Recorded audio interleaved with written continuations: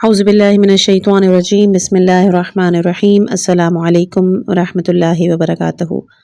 امید کرتی ہوں کہ آپ تمام سننے والے خیر و عافیت سے ہوں گے۔ جو کتاب ہم پڑھ رہے ہیں اس کا نام ہے اسلامی تعلیمات کے اصول اور فروع، دین اسلام کے بنیادی عقائد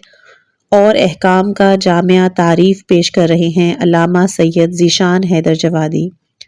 اس بک کی جتنی بھی آڈیوز آئیں گی اس کے لیے آپ پلے لسٹ بنام اسلامی تعلیمات کے اصول اور فروع میں جا کر ملاحظہ کر سکتے ہیں۔ آج انشاءاللہ کہ ہم اس کتاب کا حصہ نمبر 3 بیان کریں گے، کیونکہ ہم پچھلے والے حصے میں نبوت کو بھی شروع کر چکے تھے، تو اب آدھے میں سے نبوت شروع ہوگا کہ جس میں ہم بات کریں گے اتمام حجت کی۔ مالک کائنات کے اس مکمل نظام پر عمل درآمد کرانے کے لیے سرکار دو عالم نے ہمیشہ تینوں طرح کے وسائل استعمال کیے۔ اپنے سیرت مبارکہ اس طرح پیش کی کہ اہل گوش کو اپنی آواز سنائی اور اہل ہوش کو اپنے پیغام سے آشنا کیا۔ فرق صرف یہ رہا کہ بعض احکام کو سماعت کے ذریعے پہنچایا، بعض کو بصارت کے حوالے اور بعض کی ترسیل میں مخاطب کے دل و دماغ کا سہارا لیا۔ لیکن جب کوئی ایسا اہم حکم آ گیا کہ جس کے بارے میں خود پروردگار نے حکم دیا کہ اگر اسے نہ پہنچایا تو گویا تبلیغ رسالت کا حق ادا نہیں کیا، تو اس کی تبلیغ میں تینوں طاقتوں کو گواہ بنا دیا گیا، اور غدیر خم کے میدان میں ٹھیک دوپہر کے وقت میں نصف نہار کی منزلیں طے ہو رہی تھیں۔ مولا کائنات کو اپنے ہاتھوں پر بلند کر کے کہا کہ جس کا میں مولا ہوں اس کا یہ علی بھی مولا ہے، تاکہ صاحبان بصارت اس منظر کو دیکھ لیں، اور اگر کوئی نابینا ہے یا اس کی آنکھیں چکا چوندھ ہو رہی ہیں تو وہ اس پیغام ولایت کو سن لے، اور پھر تمام اہل فکر و نظر حالات اور ماحول کی سنگینی اور نزاکت کو دیکھ کر یہ اندازہ کر لے کہ یہ مولائیت کوئی محبت اور دوستی کا اعلان نہیں کہ جس کے واسطے اتنے بڑے قافلے کو اتنی شدید گرمی میں روک لیا جائے۔ ایک دوست کی دوستی کا اعلان کرنے کے لیے 1,00,000 دوستوں کو اس پریشانی میں ڈال دیا جائے، یہ کوئی سنگین ترین پیغام ہے کہ جس کے مقابلے میں اس زحمت کی کوئی حیثیت نہیں ہے۔ اس لیے کہ زحمت کی حیثیت کا اندازہ حالات سے ہوتا ہے۔ اچھی آمدنی کے واسطے دھوپ میں ڈیوٹی کرنا زحمت نہیں، لیکن معمولی رقم کے واسطے ایئر کنڈیشن میں کام کرنا بھی باعث زحمت شمار ہوتا ہے۔ آخر اسلام نے جہاد کا حکم دیا ہے یا نہیں؟ مجاہدین کو اس عظیم زحمت کو برداشت کرنے کی دعوت دی ہے یا نہیں؟ انہیں زخم کھانے پر آمادہ کیا ہے یا نہیں؟ لیکن یہ ساری باتیں زحمت نہیں اور نہ اسلام کے اس بنیادی قانون کے خلاف ہیں کہ دین خدا میں کوئی مشقت نہیں ہے۔ اس لیے کہ جب مجاہد کو یہ احساس ہو جاتا ہے کہ میری زندگی کا خاتمہ اسلام کی بقا کا ذریعہ ہے، یا میرے جسم پر جب زخم لگیں گے تو اسلام کے باغ میں پھول کھلیں گے، یا مجھے جب وطن سے آوارہ وطن کر دیا جائے گا تب دلوں میں دین خدا کا گھر بنے گا، تو وہ ان زحمتوں کو مسکرا کر برداشت کر لیتا ہے، انہی زحمتوں کا درجہ نہیں دیتا۔ اسے مکمل احساس ہوتا ہے کہ میرا وجود ایک بڑے مقصد کے کام آ رہا ہے، میرے لیے یہ ابدی سعادت اور راحت ہے، زحمت اور مشقت نہیں۔ اور یہی وجہ ہے کہ جیسے جیسے زخم کھاتا جاتا ہے لبوں کا تبسم بڑھتا جاتا ہے، اور جیسے جیسے زندگی آخری لمحات سے قریب تر ہوتی جاتی ہے اس کے نفس کا اطمینان، چہرے کی بشاشت بڑھتی جاتی ہے، جیسا کہ کربلا کے حالات میں مورخین کے بیانات سے بخوبی اندازہ کیا جا سکتا ہے۔ سرکار دو عالم کا یہ جو انتظام تھا یہ ثمر کی روشن علامت تھا کہ مولائیت محبت، دوستی اور نصرت امداد نہیں ہے، بلکہ یہ ایک حاکمیت ہے کہ جس کے تحت ساری امت کو کام کرنا ہے، اور یہ ایک ضمانت ہے کہ جس کے ذریعے امت کو ہوا اور ہوس، جذبات و خواہشات کے طوفانوں سے محفوظ رکھنا ہے۔ صفات نبوت: جس طرح وجود پروردگار کا ادراک رکھنے والا واجب الوجود کے مفہوم سے آشنا انسان اس حقیقت سے بہرحال باخبر ہوتا ہے کہ واجب الوجود کی ہستی میں نقص، عیب، تجسم، رویت، حلول، غلط بیانی، مجبوری، موت، جہالت اور صفات زائد بر ذات کا کوئی امکان نہیں کہ یہ تمام باتیں اس مفہوم کے خلاف ہیں۔ جیسے واجب الوجود کہا جاتا ہے، اس عظمت کے خلاف ہیں کہ جسے اسلام نے لفظ اللہ سے سمجھایا ہے، اسی طرح نبوت کا مفہوم اس کی ضرورت اور اس کی حیثیت سے باخبر انسان ان تمام اوصاف و کمالات کی ضرورت خود بخود محسوس کرتا ہے کہ جو ایسے عظیم کام کے لیے درکار ہیں۔ اس کے لیے الگ سے کسی دعوے یا دلیل کی ضرورت نہیں۔ نبوت اگر خدائی پیغام حاصل کر کے بندوں تک پہنچانے کا نام ہے، تو نبی کا ایک رابطہ پروردگار سے بہرحال ضروری ہے تاکہ اس سے وہ پیغام حاصل کر سکے جو عالم بشریت میں کوئی انسان نہیں کر سکا۔ اسی طرح اس کے کردار میں ایسا تقوی اور تقدس درکار ہے کہ کیا پروردگار اس کے سینے میں اپنا اسرار محفوظ کر سکے۔ اسے امانت دار ہونا چاہیے کہ امانت الہی میں وہ خیانت نہ کرے، اسے ایسا صادق ہونا چاہیے کہ پیغام رسانی میں غلط بیانی سے کام نہ لے، اسے اتنا عظیم ہونا چاہیے کہ اتنے بڑے پیغام کو سمجھ سکے اور پھر لوگوں کو سمجھا سکے، اسے اتنا طاقتور ہونا چاہیے کہ حالات کے دباؤ یا شیاطین کے رعب اور دبدبے میں آ کر پیغام میں تبدیلی نہ کرے، اسے ایسا صاحب کردار ہونا چاہیے کہ لوگ اس کے بیان پر اعتبار کر سکیں، اسے سہو و نسیان سے اس قدر منزہ اور مبرہ ہونا چاہیے کہ پیغام دینے والا اس کے اوپر اعتبار کر سکے، اسے نسبی اعتبار سے اتنا پاکیزہ اور بلندتر ہونا چاہیے کہ لوگ اس کی اطاعت کی طرف مائل ہو سکیں، اس کے پیغام کو پیغام ہی سمجھیں، اسے اپنے دور کے تمام افراد سے افضل ہونا چاہیے تاکہ اس کا پیغام ہر ایک کے لیے قابل قبول ہو اور قوم میں اصولی تفرقہ پیدا نہ ہو سکے۔ یہ تمام وہ شرائط ہیں کہ جن کے لیے آیات اور روایات یا دلائل عقلی کی کوئی ضرورت نہیں، یہ اس کام کے لوازم ہیں کہ جو نبوت کے بارے میں طے کیے گئے۔ ہاں، اگر نبوت کا مفہوم تبدیل کر دیا جائے، اس کے واقعی مصرف سے انکار کر دیا جائے تو بحث کا دامن بہت وسیع ہے، لیکن در حقیقت یہ بحث بھی ایک طرح کی لفظی بحث ہوگی اور اس کا عقل اور نبوت خاصہ حضرت آدم علیہ السلام سے شروع ہونے والا سلسلہ نبوت سرکار دو عالم صلی اللہ علیہ وآلہ وسلم پر تمام ہو گیا، اور مالک کائنات نے صاف لفظوں میں اعلان کیا یا محمد رسول اللہ بھی ہیں اور خاتم النبیین بھی ہیں، ان پر نبوت اور رسالت کا سلسلہ ختم ہو گیا ہے، یہ بیک وقت نبی بھی ہیں اور رسول بھی، صاحب شریعت بھی ہیں، صاحب کتاب بھی، ان کا قانون آخری بھی ہے اور ابدی بھی، ان کی رسالت کا دائرہ عالم بشریت سے بھی تعلق رکھتا ہے اور دیگر عوالم سے بھی، یہ انسانوں کے رسول بھی ہیں اور جنات کے بھی، کائنات کے تمام صفات و کمال کا خاتمہ ان کی ذات پر ہو گیا اور اب ان سے بالا تر کوئی انسان عالم وجود میں آنے والا نہیں، انہیں معراج کی بلندیوں تک اسی لیے پہنچایا گیا ہے تاکہ دنیا کو اندازہ ہو جائے کہ ان سے بالا تر کوئی انسان ممکن نہیں، اور ان کے معجزے کو اسی لیے باقی رکھا گیا تاکہ کسی دور میں ان کے منصب سے انکار نہ کیا جا سکے، ان کا قرآن ہر دور میں آواز دیتا رہے گا، اب بھی اگر ممکن ہے تو اس کا جواب لے آؤ، اور انسان اور جنات سب مل کر بھی لا سکتے ہیں تو اس کا جواب لے آئیں۔ سرکار دو عالم صلی اللہ علیہ وآلہ وسلم کی نبوت کی خصوصیت یہ ہے کہ گزشتہ تمام انبیاؤں نے اس نبوت کی خبر دی ہے اور اپنی نبوت کو اس نبوت کی تمہید قرار دی۔ حضرت عیسیٰ علیہ السلام نے تو صاف لفظوں میں کہہ دیا کہ میں ایک ایسے رسول کی بشارت دینے والا ہوں جو میرے بعد آئے گا اور اس کا نام احمد ہوگا۔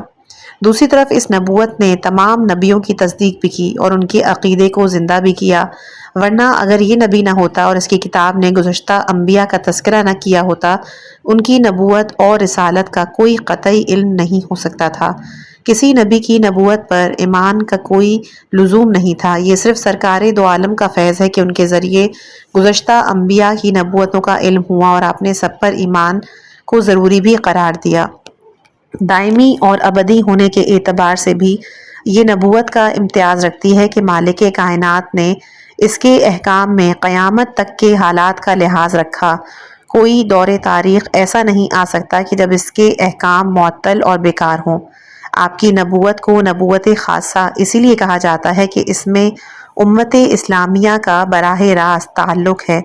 دوسرے لفظوں میں یوں کہا جا سکتا ہے کہ ہر نبوت سے ہمارا رشتہ صرف ایمان کا ہے، عمل کا نہیں۔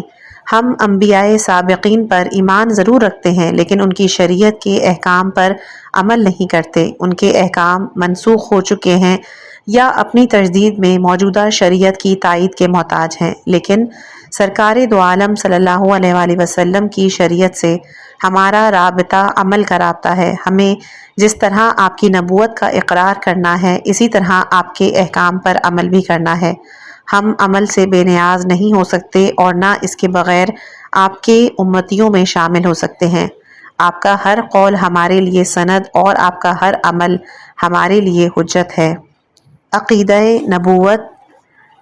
پہلا ہے تائید عقل۔ بعض آزاد فکر انسانوں کا خیال ہے کہ عقل کے ہوتے ہوئے نبوت کی کوئی ضرورت نہیں، نبی کی رہنمائی دیوانوں کے لیے ہے تو دیوانے قابل ہدایت نہیں ہوتے ہیں، اور اس کی رہنمائی کا تعلق صاحبان عقل سے ہے تو صاحبان عقل کی عقل ہی ان کی رہنمائی کے لیے کافی ہے اور انہیں کسی نبی یا رسول کی ضرورت نہیں۔ لیکن در حقیقت یہ خیال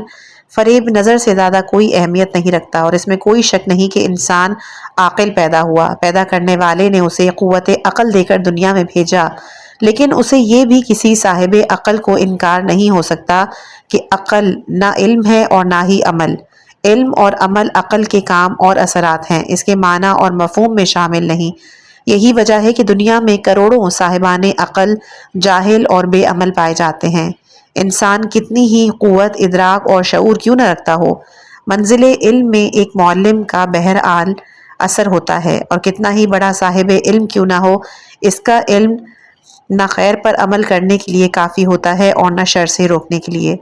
وہ منزل علم میں معلم کا محتاج ہے اور منزل عمل میں صاحب کردار کا۔ اسلام کی زبان میں اسی معلم اور محرک کو نبی کہا جاتا ہے، لہٰذا نبوت عقل کی مخالفت کا نام نہیں ہے، عقل کی تائید کا نام ہے کہ جس کے بعد عقل بے سہارا نہیں رہ جاتی اور انسان کو علم و عمل دونوں راہوں میں ایک رہنما مل جاتا ہے۔ آپ اس ماحول کے بارے میں سوچیں کہ جہاں لاکھوں صاحبان عقل ایک ساتھ پیدا کر دیے جائیں اور ان کے درمیان ایک بھی صاحب علم مخلوق نہ ہو، ظاہر ہے کہ یہ معاشرہ 100% جاہل رہے گا، خیر و شر کا مکمل ادراک ہرگز نہیں کر سکتا اور نہ ہی خیر کی راہوں پہ چل سکتا ہے۔ ہمیں نبوت کی عظمت اور اہمیت کا احساس اسی لیے نہیں ہوتا کہ پیدا کرنے والے نے ہماری تخلیق سے پہلے ہی ایک نمائندہ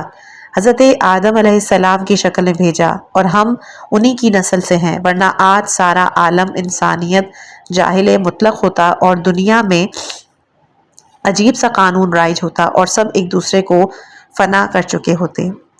دوسرا ہے ارتباط خدا۔ نبوت کا تعلق پروردگار کی طرف سے کسی رہنما کی ترسیل سے ہے، لہٰذا انسان کے ذہن میں نبوت کا تصور راسخ ہوتا جائے گا، اس کا ارتباط اتنا ہی پروردگار سے بڑھتا چلا جائے گا، اور یہ احساس بھی بڑھتا چلا جائے گا کہ ہمارا اس قدر رحیم اور کریم خدا، اس نے ہمیں لاوارث نہیں چھوڑا، ہر منزل علم اور عمل پر ہماری رہنمائی کا انتظام کر رہا ہے۔ تیسرا ہے احترام کمال۔ ہماری فطری بیماریوں میں سے ایک عظیم بیماری انانیت اور غرور ہے، اور اس میں یہی ہم سوچتے ہیں کہ ہمارا فیصلہ، یعنی ہر انسان یہی سوچتا ہے کہ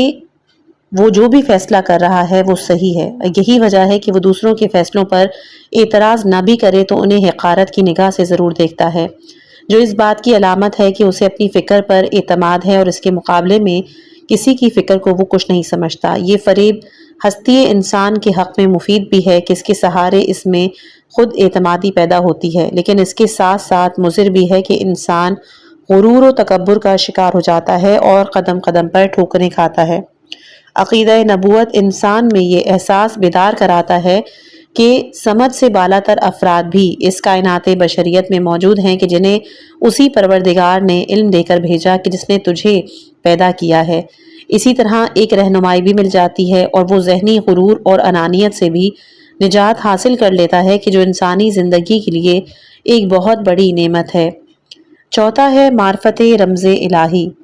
بندہ اور خدا کے درمیان کتنے ہی تعلقات ہیں اور پروردگار اپنے بندے کو کس طرح امداد اور رہنمائی کرتا ہے، اس کا مکمل شعور کسی انسان کو نہیں۔ ہم یہ جانتے ہیں کہ اس نے ہماری فطرت میں خیر اور شر کی صلاحیت رکھی ہے، ہمیں یہ بھی معلوم ہے کہ اس نے ہماری عقل کے اندر ہر علم کے حاصل کرنے کی طاقت رکھی ہے، ہمیں یہ بھی اندازہ ہے کہ ہماری فکر پر مسلسل بارش کرتا ہے، لیکن اس کی طرف سے ایک مکمل نظام ہدایت کی موجودگی کا کوئی احساس ہمارے نفس کے اندر نہیں اور نہ ہم نے کبھی اس کا ادراک کیا۔ لیکن عقیدہ نبوت اس احساس کو بھی پختہ بنا دیتا ہے کہ مالک کائنات نے جزئی الہام کے علاوہ ایک مکمل نظام ہدایت بھی مرتب کیا کہ جس کی روشنی میں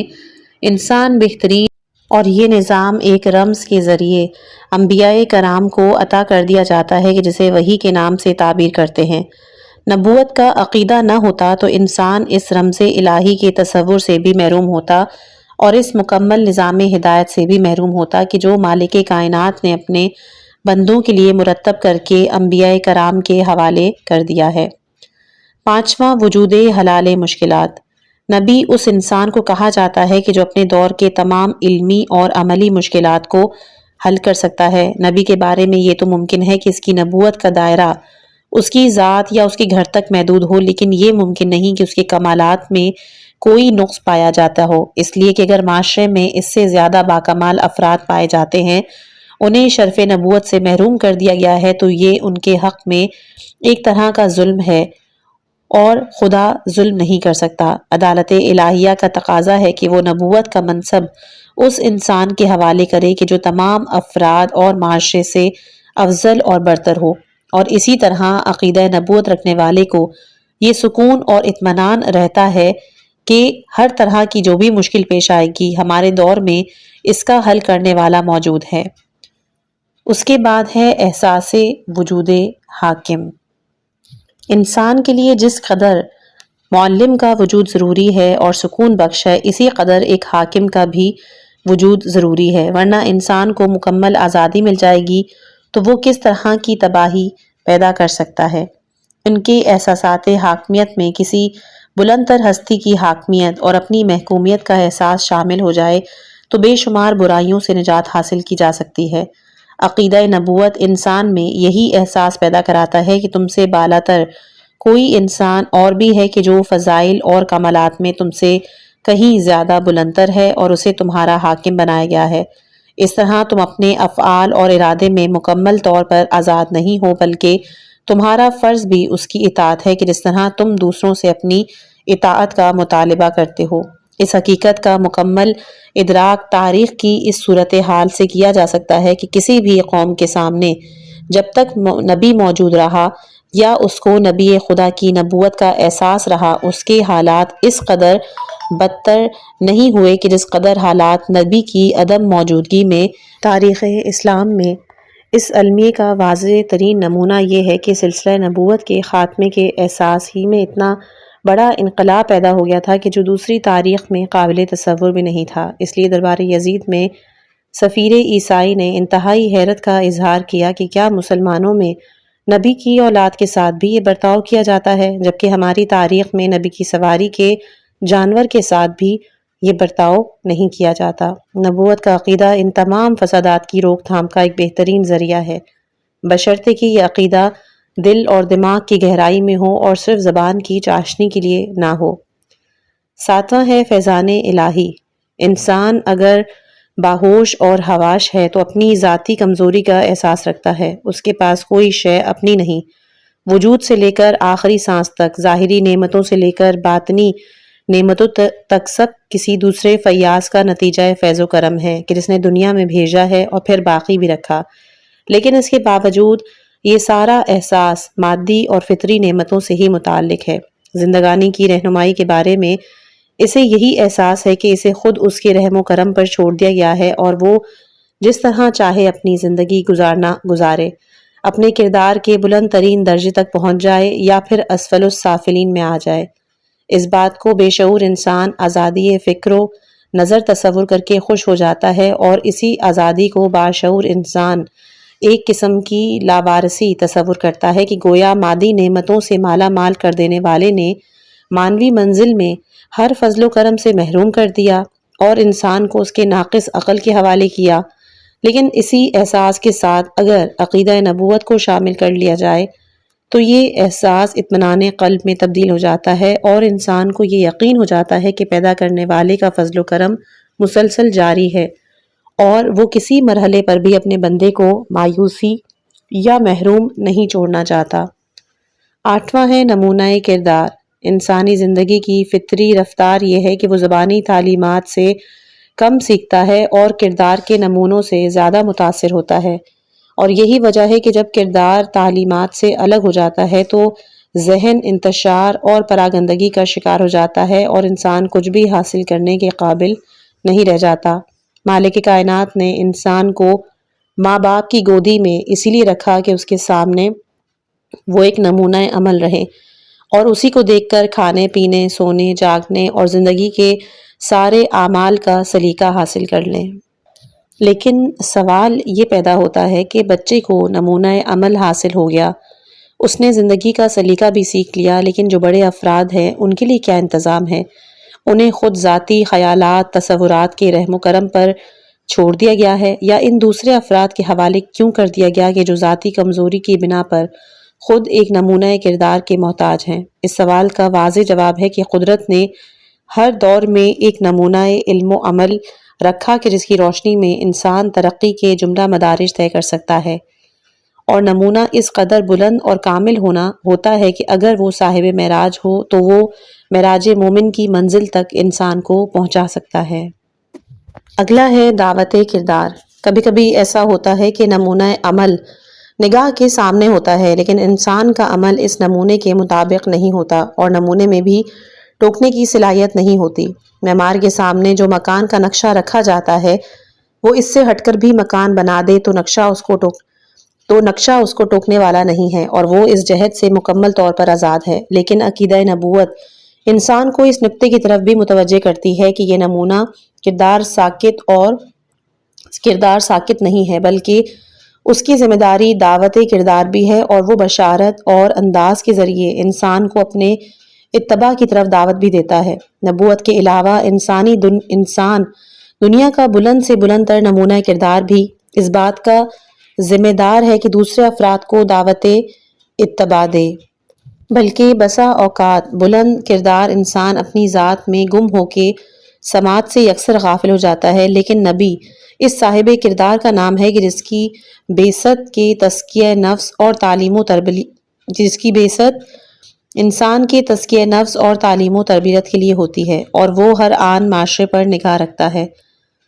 ارتباط ارض و سما۔ مادی طور یہ بات مسلم ہو چکی ہے کہ زمین و آسمان دو مختلف مخلوقات نہیں ہیں، ان کی تخلیق میں ایک گہرا ربط پایا جاتا ہے، اور آسمان کی ہر حرکت زمین پر اثر انداز ہوتی ہے، اور زمین اس انقلاب کا نقشہ آسمان پر بھی دیکھا جا سکتا ہے۔ زمین کے رہنے والے آسمان کے چاند سورج ہی سے سردی اور گرمی حاصل کرتے ہیں، زمین کے مسافر آسمان کے ستاروں ہی کی مدد سے راستہ طے کرتے ہیں۔ چاند کی رفتار دریا کی جز و مدد پر اثر کرتی ہے، اور اس کے زیر اثر پیدا ہونے والا اندھیرا اور اجالا درختوں کی زندگی پر بھی اثر انداز ہوتا ہے۔ لیکن یہ ساری باتیں مادی دنیا کی ہیں۔ سوال یہ پیدا ہوتا ہے کہ کیا روحانی اعتبار سے زمین کی دنیا آسمان سے بالکل الگ ہے، یا وہاں بھی دونوں میں کوئی ارتباط ہے؟ اگر دونوں کا عالم الگ الگ ہے تو یہ بات ناقابل تسلیم ہے، اس لیے کہ ہم نے دونوں کے گہرے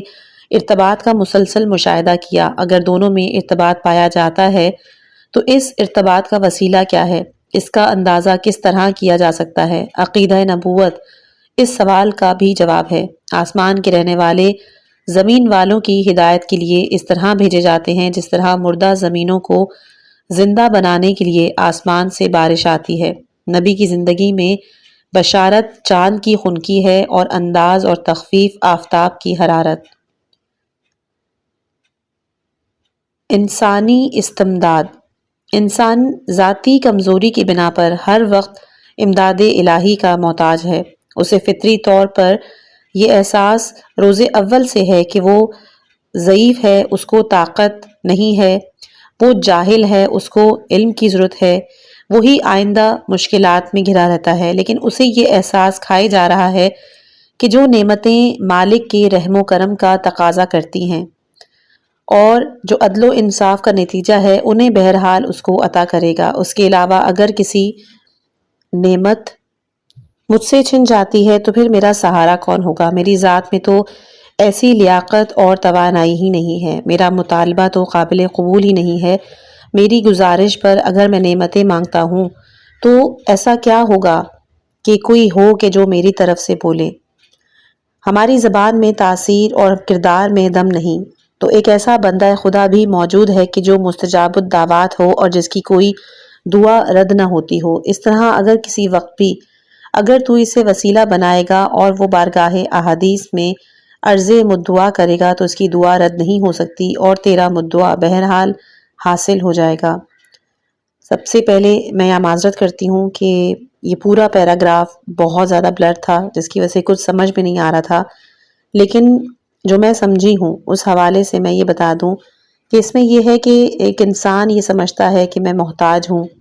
میں جاہل پیدا ہوا تھا، علم کا محتاج تھا، میں بے طاقت پیدا ہوا تھا، طاقت کا محتاج تھا، اور آگے آگے آ کے جب انسان اپنی ذات میں دیکھتا ہے تو وہ دیکھتا ہے کہ میں وہ لیاقت نہیں رکھتا کہ میں اپنی حاجات اللہ سے منوا سکوں۔ اس کے لیے ایک ایسی ہستی ہونی چاہیے کہ جو مستجاب الدعوات ہو۔ چلتے ہیں اگلی ہیڈنگ کی طرف، احساس عظمت بشر۔ انسان کا فطری خاصہ ہے کہ جب دوسرے افراد کے مقابلے میں اپنے کو ذاتی طور پر کمزور پاتا ہے، اپنے اندر کوئی بات قابل افتخار نہیں پاتا ہے، تو دوسرے افراد خاندان کا سہارا لیتا ہے اور برادری میں سے کسی ایک انسان کے بھی صاحب شرف ہو جانے کو اپنے لیے باعث عزت و افتخار قرار دے لیتا ہے۔ عقیدہ نبوت انسان کے اس فطری جذبے کی تسکین کا بھی سامان فراہم کرتا ہے۔ اس میں یہ احساس پیدا کرتا ہے کہ اگر میں ذاتی طور پر جاہل، ناقص، بدعمل اور بے کردار ہوں، میرا کل ارتقا یہ ہے کہ میری طاقت جنات کے برابر ہو جائے یا میرا کردار فرشتوں جیسا ہو جائے، مجھے فرشتہ صفت انسان کا لقب دے دیا جائے، تو میری انسانی برادری میں ایسے افراد بھی پائے جاتے ہیں کہ جو بشر مثلکم ہونے کے باوجود منزل وحی ہیں، اور ان کو وحی کو لے جانے کا شرف سید الملائکہ کو دیا گیا ہے، یعنی اس کی منزل انسان کو قرار دی گئی ہے۔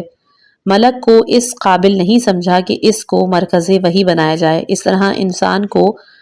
ایک مخصوص عظمت کا احساس ہوتا ہے جسے عظمت بشریت کہا جاتا ہے، جس کے مقابلے میں نہ جنات کی طاقت کی کوئی قیمت ہے اور نہ ملائکہ کے کردار کی۔ وہ عظمت کی ان منزلوں پر فائز ہے کہ جہاں جنات اس کی تلاوت کو سن کر بے ساختہ ایمان کا اعلان کر دیتے ہیں، ملائکہ کا سردار ان کے ساتھ محو سفر ہوتا ہے تو ایک منزل پر رک جاتا ہے۔ اور توازن حیات، انسانی زندگی کے نقائص میں ایک نقص یہ بھی شامل ہے کہ وہ اپنی زندگی میں توازن قائم نہیں کر پاتا۔ جیسے جیسے کمالات کی دنیا میں آگے بڑھتا جاتا ہے، اس کا معیار زندگی بلندتر ہوتا جاتا ہے۔ معمولی ملازم کرنے والا انسان معمولی زندگی گزار سکتا ہے، لیکن آفیسر ہونے کے بعد طریقہ زندگی تبدیل ہو جاتا ہے۔ فقیر کا لباس اور ہوتا ہے، دولت مند کا لباس اور، رعایا کا مکان اور ہوتا ہے، اور بادشاہ اور حاکم کا محل اور۔ غرض کہ انسانی زندگی کا خلاصہ یہ ہو گیا ہے کہ ترقی کے ساتھ ساتھ سادگی حیات ختم ہو جاتی ہے اور حقیقت کی جگہ پر تصنع اور بناوٹ کا قبضہ ہو جاتا ہے۔ نبوت کے عقیدے کا ایک فائدہ یہ بھی ہے کہ یہ عقیدہ ایک ایسی زندگی سے روشناس کراتا ہے کہ جہاں کمال سادگی حیات کی راہ میں حائل نہیں ہوتا، بلکہ کمال خود بھی سادگی کے ڈھانچے میں ڈھل جاتا ہے، اور ایسا احساس ہوتا ہے جیسے کمال سادگی ہی سے پیدا ہوتا ہے اور تصنع زندگی کو کھوکھلا کر کے کردار کو بے جان بنا دیتا ہے۔ انبیاء کرام پر ہر دور کے جاہلوں اور احمقوں نے یہی تبصرہ کیا کہ ان کا لباس بوسیدہ، ان کا طرز زندگی سادہ ہے، لہٰذا یہ نبوت کرنے کے قابل نہیں، اور انبیاء کرام یہی سمجھاتے رہے کہ حقیقی زندگی سادہ زندگی ہے۔ بناوٹ انسان کو حقیقت سے دور لے جا کر پھینک دیتی ہے اور انسان کسی بھی قابل نہیں رہ جاتا۔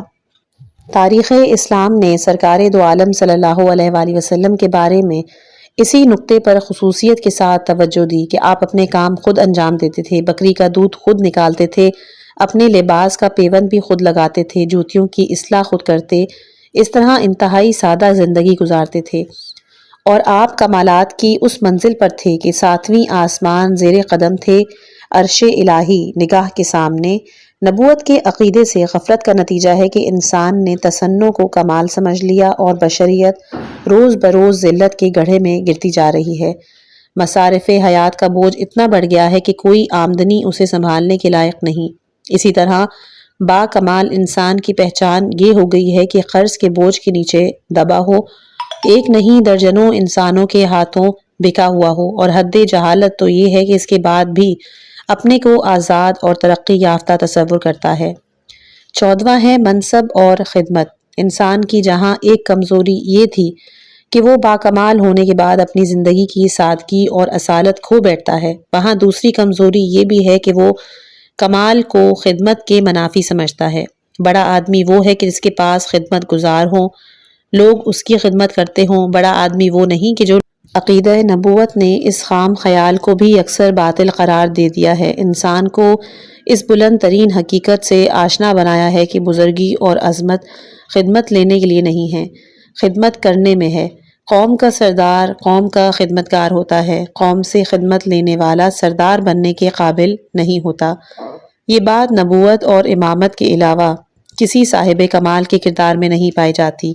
ہر شخص اپنی عظمت کا نمونہ اپنے کو خدمت سے بالا تر بنا دینے ہی کو قرار دیتا ہے، حالانکہ حقیقت میں اس کے بالکل ہی برعکس ہے۔ انبیاء کرام نے اپنے کردار سے ثابت کیا کہ انسانی عظمت خدمت گری میں ہے۔ خدمت خلق کسی انسان کو اس کے مرتبے سے کمتر نہیں بناتی۔ رب کریم امت اسلامیہ کو اتباع نبوت کا شعور عطا فرمائے اور اسے یہ توفیق دے کہ مذہب کو سلطنت اور اقتدار کے اندھیروں سے نکال کر سیرت و کردار کے اجالوں میں رکھے اور اس کے نقش قدم پر چلنے کی صحیح کرے۔ اگلی جو لسٹ ہے وہ ہے ہماری مسئلہ امامت کی، کہ جس کو ہم تمہید کے طور پر شروع کرتے ہیں۔ نبوت کے خاتمے کے ساتھ خدائی پیغامات کا سلسلہ ختم ہو جاتا ہے اور قدرت کی طرف سے اعلان ہو جاتا ہے کہ اب دین کامل ہو چکا ہے اور نعمتیں تمام ہو چکی ہیں، پروردگار دین اسلام سے راضی ہو چکا۔ اب مسئلہ صرف پیغام کے تحفظ اور اس پر عمل درآمد کا باقی ہے، اور بظاہر کام بہت آسان معلوم ہوتا ہے، لیکن حقیقت امر یہ ہے کہ یہ کام بعض اعتبارات سے نبوت اور رسالت سے بھی زیادہ مشکل ہے۔ پہلا کہ اس کا پہلا سبب تو یہ ہے کہ نبوت و رسالت کا رابطہ براہ راست پروردگار سے ہوتا ہے اور اس پر مسلسل وحی الہی نازل ہوتی ہے۔ اس طرح سے اسے ایک محافظ قوت بھی حاصل ہو جاتی ہے اور اس کی تائید غیبی کا مستقل سہارا بھی، کہ جو اسے ہر طرح کے نسیان سے بھی محفوظ رکھتا ہے، ہر خطرے کے وقت پر یاسمکم من الناس جیسا سہارا بھی دے دیتا ہے، لیکن دوسرے افراتوں کو براہ راست رابطہ حاصل نہیں۔ دوسرا، نبوت پر پیغامات کا نزول بتدریج ہوتا ہے، لیکن اس کے بعد کے انسان پر سارے پیغامات کے تحفظ کی ذمہ داری بیک وقت آ جاتی ہے۔ تیسرا، نبوت کا سلسلہ اختتام پذیر ہوتا ہے، لہٰذا اس کی زحمتوں کا سلسلہ بھی محدود ہوتا ہے، لیکن اس کے بعد تو پیغام کو صبح قیامت تک باقی رہنا ہے، کہ جس کے محافظوں کو خطرات یقیناً زیادہ ہوں گے اور ان کا سلسلہ صبح قیامت تک باقی رہے۔ ایسے حالات میں اس پیغام کے علمی اور عملی تحفظ کے لیے ضروری ہے کہ اس کے لیے ایسے افراد چنے جائیں کہ جنہیں پروردگار عالم نے ایسا علم دیا ہو کہ سارے پیغام کو وہ سمجھ سکیں اور اس کو تحفظ کر سکیں۔ پھر ان کی قوت حافظہ بھی ایسی ہو کہ کسی پیغام کو نظر نسیان نہ کر سکیں، ورنہ دین الہی تباہ اور برباد ہو کر رہ جائے گا۔ علم اور حافظے کے علاوہ قوت جسمانی اور زور شجاعت بھی مکمل ہو، ورنہ ایسا نہ ہوگا تو کسی وقت بھی کسی دباؤ میں آ کر پیغام میں تبدیلی پیدا کر دیں گے اور برسہ برس کی نبوتی محنت لمحوں میں ضائع اور برباد ہو کے رہ جائے گی۔ ان اعتبارات پر نگاہ کرنے کے بعد یہ اندازہ ہوتا ہے کہ تحفظ دین و شریعت کا مسئلہ اتنا آسان نہیں ہے کہ جتنا سمجھ لیا گیا ہے یا سمجھا دیا جاتا ہے، کہ ہر انسان یہ باور کر لیتا ہے کہ یہ کام دانشوران ملت یا علماء اعلام انجام دے سکتے ہیں۔ علماء اعلام کا کام استنباط اور استخراج ہے، ان کا تحفظ شریعت سے کوئی تعلق نہیں۔ انہیں محافظ شریعت بنا دیا گیا ہوتا تو ان کے پاس سارا علم شریعت محفوظ ہوتا، انہیں استنباط کی ضرورت ہی نہ ہوتی۔ استنباط کا عمل خود اس بات کا شاہد ہے کہ انہیں قدرت کی طرف سے محافظ شریعت نہیں بنایا گیا۔ یہ اور بات ہے کہ شریعت کے ظاہری تحفظ میں ان کے علمی خدمات اور مجاہدت کا ایک بہت بڑا عمل دخل ہے۔ اس سلسلے میں حفظ شریعت کے علاوہ ایک رخ شریعت پر عمل درآمد کا بھی ہے، کہ جو صاحب رسالت کی ذمہ داریوں میں شامل تھا، کہ نبی خدا کوئی نامہ برابر قاصد نہیں ہوتا ہے کہ پیغام پہنچا دینے کے بعد اس کی ذمہ داری ختم ہو جائے، بلکہ اس کا اصل مقصد پیغام پر عمل درآمد کرانا ہوتا ہے، کہ جس کے لیے اس پیغام کو نازل کیا۔ دین اسلام تو عام مسلمانوں کو امر بالمعروف اور نہی عن المنکر سے آزاد نہیں کر سکتا ہے، تو پھر نبی اور امام کو احکام کی تنفیذ سے کس طرح آزاد کرے گا؟ اور تنفیذ احکام کا مسئلہ خود بھی متعدد شرائط کا حامل ہے۔ پہلا یہ کہ انسان خود مکمل طور پر احکام پر عمل کرتا ہو، ورنہ اس کا قول کسی صورت سے بھی قابل قبول نہیں ہوگا۔ دوسرا کہ اس میں تنفیذ احکام کی قوت بھی پائی جاتی ہو، ورنہ وہ طاقت کے دباؤ میں آ کر قانون کو تبدیل بھی کر سکتا ہے اور حالات و حادثات کے پیش نظر تنفیذ احکام کے عمل کو روک بھی سکتا ہے۔ تیسرا کہ وہ احکام کا مکمل علم رکھتا ہو تاکہ اس طرح نافذ کرے کہ جس طرح وہ احکام نازل ہوئے ہیں، ورنہ ان میں تبدیلی بھی پیدا کر سکتا ہے۔ چوتھا اس کی زندگی میں نسبی، حسبی، معاشرتی، سماجی کوئی بھی ایسا نقص نہ پایا جاتا ہو کہ جو اس کے اقوال اور احکام کو بے اثر بنا دے اور کوئی شخص اس کی بات سننے کے لیے تیار نہ ہو۔ پانچواں کہ وہ اپنے دور کے تمام افراد سے افضل و برتر ہو تاکہ لوگ اس کے احکام کو تسلیم کریں اور کوئی شخص علم یا عمل کسی اعتبار سے اسے چیلنج نہ کر سکے، ورنہ پیغام کا سارا مقصد فوت ہو کے رہ جائے گا۔ مسئلہ امامت در حقیقت عمل درآمد ہی کا ایک شعبہ ہے، اسی لیے اسے امامت کے لفظ سے تعبیر کیا جاتا ہے کہ اس کا کام قیادت امت ہے۔ اس کا فرض یہ ہے کہ بندے کو خدا تک پہنچا دے، دوسرے لفظوں میں ادھر کے پیغامات کو ادھر لے کر آنا رسالت ہے اور ادھر کے انسان کو ادھر لے کر جانا امامت اور قیادت ہے۔ تحفظ شریعت امامت کا تمہیدی عمل ہے کہ انسان شریعت اور قانون کو اس کی واقعی شکل میں محفوظ نہ رکھ سکے گا تو عمل درآمد کس شے پر کرائے گا؟ اس کی زحمتوں کا ماحصل کیا ہوگا؟ ضرورت ہے کہ پہلے علم و عمل سے آراستہ ہو کر اور سہو و نسیان، خطا اور اشتباہ سے بالا تر ہو کر قانون کا علمی تحفظ کرے، اس کے بعد خود اس پر عمل کر کے امت کو دعوت عمل اور عملی دعوت دے کہ اس کے بغیر مقصد کا حصول ممکن نہیں۔ ان حالات کو دیکھنے کے بعد یہ اندازہ ہوتا ہے کہ امامت کا کام بعض اعتبارات سے نبوت اور رسالت سے بھی زیادہ مشکل کام ہے۔ اسی لیے پروردگار نے جناب ابراہیم علیہ السلام کو نبی، رسول اور خلیل بنانے کے بعد امامت کا کام سپرد کیا، پھر سارے انبیاؤں کو یہ کام سپرد بھی نہیں کیا۔ امامت کے ساتھ ایک نزاکت یہ بھی ہے کہ اس کا سلسلہ وحی کے منقطع ہو جانے کے بعد شروع ہوتا ہے، لہٰذا اس کا امکان بھی نہیں کہ امام غلطی کرے گا تو وحی اس کی اصلاح کر دے گی، اب تو غلطی کو تا قیامت برداشت کرنا پڑے گا، لہٰذا حکمت الہی کا فریضہ یہ ہے کہ یہ کام ایسے افراد کے حوالے کرے کہ جن کی زندگی میں کسی طرح کے نقص اور عیب کا امکان نہ ہو، ورنہ مقصد شریعت برباد ہو کے رہ جائے گا اور چند افراد کی شخصیت کے تحفظ میں سارا اسلام تباہی کی گھاٹ اتر جائے گا۔ شرائط امامت۔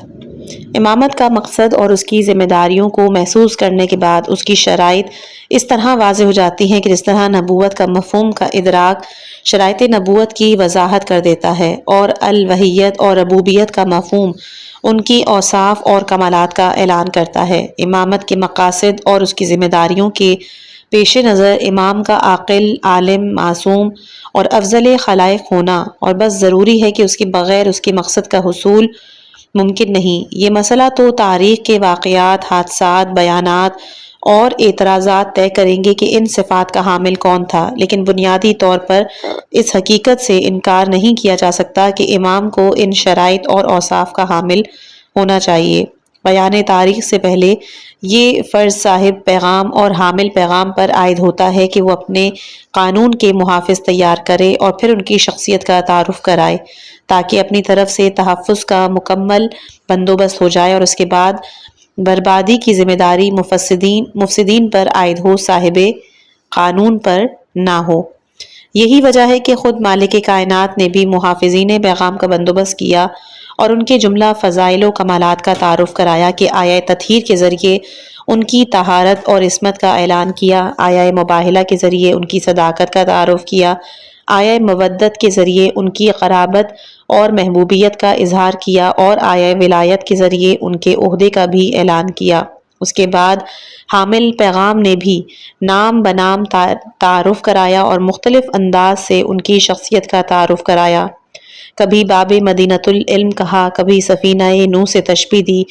کبھی مثل ہارون بنایا، کبھی اپنا جز قرار دیا، کبھی اپنا نفس قرار دیا، کبھی عملی طور پر ہاتھوں پر بلند کر کے صاف لفظوں میں کہہ دیا کہ جس کا میں مولا ہوں اس کا یہ علی بھی مولا ہے، اور کبھی کسی کو کاندھوں پر بٹھا کر ان کے ہاتھوں میں زلفیں دے کر ان کے ارادوں کی پاکیزگی کا اعلان کیا۔ ان مختلف ذرائع سے اعلان کر دیا کہ میں دنیا سے چلا بھی جاؤں تو اسلام لاوارث نہیں ہوگا اور اس کے محافظ موجود رہیں گے کہ جو پیغام کی تبلیغ اور تعمیل میں کسی طاقت سے مرعوب نہیں ہوں گے۔ یہ تنہا بدر و احد کے معرکہ سر کر سکتے ہیں، یہ اکیلے خیبر کا قلعہ فتح کر سکتے ہیں، یہ صرف اپنے دم پر کل کفر کا خاتمہ کر سکتے ہیں، یہ مشرکین سے بھرے مجمع میں ان کی نجاست کا اعلان کر سکتے ہیں اور ان سے برات اور بیزاری کا اظہار کر سکتے ہیں، یہ صداقت کی منزل پر مباہلے کے میدان میں جھوٹوں پر خدا کی لعنت کر سکتے ہیں، یہ زندگی کے ہر معرکے میں تنہا ہزاروں کا مقابلہ کر سکتے ہیں اور انہیں کسی طرح کا خوف لاحق نہیں ہو سکتا۔ اس کے بعد ان میں ایسا جذبہ قربانی بھی پایا جاتا ہے کہ یہ تحفظ قانون کی خاطر جیتی ہوئی جنگ کو نظر انداز کر سکتے ہیں، تخت و تاج کو ٹھکرا سکتے ہیں، گھر بار لٹا سکتے ہیں، اسیری کے مصائب برداشت کر سکتے ہیں، نظر بندی کی زندگی گزار سکتے ہیں، مدتوں قید خانوں میں رہ سکتے ہیں، سینکڑوں سال دنیا کی نگاہوں سے دور غریب الوطنی کی زندگی بسر کر سکتے ہیں، لیکن قانون کی بربادی برداشت نہیں کر سکتے۔ ایسے سنگین حالات میں بھی ایسے باہمت افراد پیدا کرتے رہیں گے کہ جو دین کا تحفظ کرتے رہیں اور اس راہ میں ہر طرح کی قربانی دیتے رہیں۔ ائمہ اثنا عشر، یہ بات تمام عالم اسلام میں متفق ہے کہ سرکار دو عالم صلی اللہ علیہ وآلہ وسلم نے اپنے بعد کے لیے 12 خلفاء اور 12 ائمہ کی خبر دی، اور یہ بھی فرمایا کہ جب تک یہ عدد پورا نہیں ہوگا قیامت نہیں آ سکتی۔ بقائے کائنات، بقائے مذہب کا دار و مدار انہی 12 افراد کی امامت اور خلافت پر ہے، اور یہی وجہ ہے کہ تاریخ الخلفاء کے ہر مصنف نے 12 خلفاء کے انتخاب کی کوشش کی ہے۔ بنی امیہ نے یہ عدد بنی امیہ سے پورا کیا، بنی عباس نے بنی عباس سے، لیکن یہ عجب اتفاق ہے کہ پوری تاریخ اسلام میں آج تک کسی بھی فرقے کو اثنا عشری نہیں کہا گیا۔ کسی نے خلافت راشدہ کو اہمیت دی تو 4 یاری ہو گئے، کسی نے جملہ خلفاء اسلام سے رشتہ قائم کیا تو اپنا عقائدی نام بھی نہیں طے کر سکا، اور بالآخر اصول میں اشعری یا معتزلی بن گئے، اور فروع میں حنفی، مالکی، شافعی اور حنبلی کا لقب اختیار کر لیا گیا کہ جس کا مسئلہ خلافت اور امامت سے کوئی متعلق کہ خلافت اور امامت سے سوال یہ پیدا ہوتا ہے کہ سرکار دو عالم نے 12 خلفاء یا 12 ائمہ کی خبر دی تھی اور مذہب کو ان کے وجود سے وابستہ کیا تھا، تو کیا وجہ ہے کہ مسلمانوں نے اس رشتے کو نظر انداز کیا اور کسی نے اصول دین سے اپنا نام نکال لیا، کسی نے فروع دین سے، جبکہ سرکار دو عالم کے ارشادات میں نہ اصول دین کے محققین کا کوئی تذکرہ تھا اور نہ ہی فروع دین کے مجتہدین کا۔ ان کا سلسلہ تو اصل مذہب کی بقا کے بعد شروع ہوتا ہے۔ وہ افراد جن سے بقائے مذہب کا سلسلہ مربوط ہے، ان کی تعداد تو بہرحال 12 ہے۔ پھر مسلمانوں کی تاریخ میں 12 کا ذکر کیوں نہیں آتا، اور یہ حدیث صرف کتابوں کی زینت کیوں بن گئی، اور یہ عدد صرف تاریخ خلفاء لکھنے والوں کے رحم و کرم پر کیوں چھوڑ دیا گیا؟ کیا مسلمان کا اس سے کوئی تعلق نہیں، اور کیا مسلمان کا فرض اس ارشاد رسالت پر ایمان نہیں ہے؟ خدا گواہ ہے کہ تنہا یہ ایک کمزوری مذاہب اسلام کے ہنگاموں کے درمیان قول فیصل بننے کی صلاحیت رکھتی ہے، اور اس کے ذریعے یہ فیصلہ کیا جا سکتا ہے کہ ملت اسلامیہ کے تمام فرقوں نے سرکار دو عالم صلی اللہ علیہ وآلہ وسلم کے انتظام ہدایت سے منہ موڑ لیا اور اپنے لیے وہ نام تک برداشت نہیں کیا کہ جو سرکار عنایت فرما کر گئے تھے۔ یہ صرف مذہب اہل بیت کا امتیاز ہے کہ وہ اپنے کو اثنا عشری کے نام سے یاد کرتے ہیں اور اس خطاب پر ناز کرتے ہیں کہ جو سرکار دو عالم صلی اللہ علیہ وآلہ وسلم حقیقی مسلمان کو دے گئے تھے، کہ حقیقی مسلمانوں کے رہنما اور امام 12 ہی ہوں گے کہ جن میں کسی قسم کی زیادتی کا امکان نہیں۔ کسی بھی مسلمان کو ائمہ اثنا عشر کے ناموں سے اختلاف ہو سکتا ہے، لیکن اس عدد سے اختلاف نہیں۔ ہر مسلمان کا فرض ہے کہ سرکار کے ارشاد گرامی کی لاج رکھنے کے لیے، اپنے کو سچا اور حقیقی مسلمان ثابت کرنے کے لیے اثنا عشری بنے، ورنہ اس کے بغیر سرکار کے ارشاد گرامی اور حقیقی اسلام سے کوئی ربط نہیں رہ سکتا ہے۔ ائمہ اثنا عشر کے بارے میں سرکار دو عالم کا تفصیلی ارشاد گرامی اہل سنت کی مشہور اور معروف کتاب ینابیع المودہ میں موجود ہے، کہ جہاں آپ نے تمام افراد کے ناموں کا بھی تذکرہ کیا ہے، اور آخری حجت پروردگار کے بارے میں تو برابر ارشاد کیا کہ یہ دنیا اس وقت تک فنا نہیں ہو سکتی جب تک ایک مہدی کا ظہور نہ ہو جائے، کہ جس کا نام میرا نام، اس کی کنیت میری کنیت، وہ اولاد فاطمہ میں سے ہوگا، پھر اولاد حسین میں سے ہوگا، اولاد حسین میں ترتیب کے اعتبار سے نواں ہوگا، تاکہ کسی طرح کا بھی اشتباہ نہ رہ جائے، در حقیقت باطل واضح ہو جائے۔ لیکن حیرت کی بات ہے کہ جن حضرات کا سرکار دو عالم صلی اللہ علیہ وآلہ وسلم نے نام بنام تذکرہ کیا، ان کا کوئی بھی تذکرہ عالم اسلام میں نہیں ہے، کہ جنہیں اقتدار نے جنم دیا ان کے نام سنہرے حرفوں سے لکھے جائیں، ان کے حالات زندگی میں کتابیں تالیف کر دی گئی ہیں۔ اسلام کے لیے اس سے بڑا حادثہ کیا ہوگا کہ امت نے 12 ائمہ اور 12 خلفاء پر اتفاق کرنے کے بعد بھی اتنا عظیم انحراف اختیار کیا کہ ان کے اسما یکسر پردہ خفا میں چلے گئے، اور عزلت الخفا کا کام دوسرے شخصیتوں سے وابستہ ہو گیا۔ اور قیامت یہ ہے کہ ایسا عمل انجام دینے والے افراد بھی اپنے کو اہل سنت کہتے ہیں، اور دعویٰ ہے کہ وہ سنت پیغمبر پر عمل کر رہے ہیں۔ سرکار کا ارشاد گرامی کے مطابق ائمہ اسلام کی شخصیتیں حضرت علی ابن ابی طالب، امام حسن، امام حسین، امام علی ابن الحسین، امام محمد باقر، امام جعفر صادق، امام موسیٰ کاظم، امام علی رضا، امام محمد تقی، امام علی نقی، امام حسن عسکری اور مہدی علیہم السلام ہیں، جن کی امامت کا اجمالی اعلان بھی سرکار دو عالم نے کیا۔ تفصیلی طور پر بھی ہر امام نے اپنے بعد والے امام کے بارے میں تصریح کی یا اپنے بعد کے پورے سلسلے کی وضاحت بھی کی، جن کا تذکرہ کتب عقائد میں تفصیل کے ساتھ موجود ہے۔ ان میں ہر امام نے اپنے دور کا ایک عظیم ترین انسان، صاحب عصمت و کردار، مفسر قرآن، شارع احکام، اور ان سے بالا تر نہ کسی کا نسب تھا، نہ حسب، نہ ایمان، نہ عرفان، نہ کردار، نہ اعتبار۔ دنیا کی تمام بڑی شخصیتوں نے ان سے استفادہ کیا ہے، حکام وقت نے ان کے علوم سے فائدہ اٹھایا ہے، ائمہ اسلام نے ان کی شاگردی پہ ناز کیا، بادشاہان وقت نے انہیں کمسنی میں داماد بنانے پہ فخر کیا، ہر صاحب کمال نے ان کی عظیم ترین کمال کا اعتراف کیا ہے۔ اس کے بعد ہے عقیدہ امامت کے نتائج اور اثرات کے انشاءاللہ، کہ جو ہم اپنی اگلی خداوند متعال سے دعا کرتے ہیں کہ اس کتاب کے مصنف کو جزائے خیر عطا فرمائے اور ہمیں اس کتاب سے عمل کی توفیق نصیب فرما، آمین یا رب العالمین۔ اپنی خاص دعاؤں میں یاد رکھیے گا۔ والسلام علیکم ورحمۃ اللہ وبرکاتہ۔